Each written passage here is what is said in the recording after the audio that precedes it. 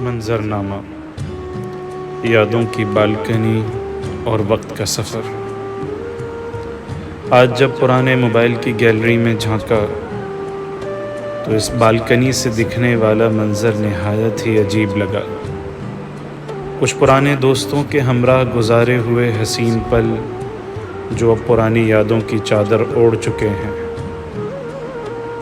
کچھ رشتے ایسے بھی دکھ رہے تھے جو زندگی کے کسی موڑ پر اب دکھائی نہیں دیتے۔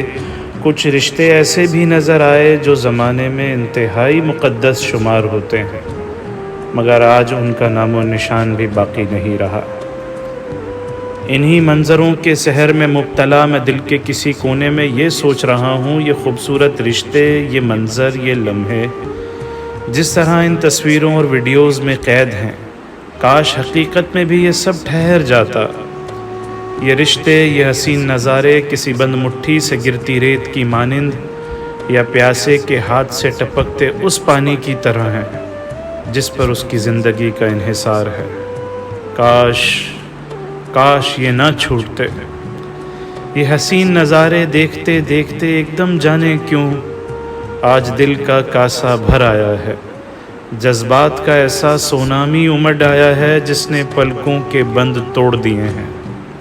یہ تب ہوا جب نظر اس ایک ذات پر پڑی جس سے رشتہ مٹایا یا بھلایا نہیں جا سکتا، اور اب وہ رشتہ، وہ ذات من و من مٹی تلے دب چکی ہے۔ خیر، قدرت کے کھیلوں یا فیصلوں میں ہم ایک تماشائی سے زیادہ ہیں بھی کیا؟ اچانک اسکرولنگ کے دوران ایک رونما ہوتا منظر کسی دلکش طلوع شمس کے منظر سے کم نہ تھا، لیکن جب اسے بھی غور سے دیکھا تو محسوس ہوا کہ یہ سورج بھی غروب ہو چکا ہے۔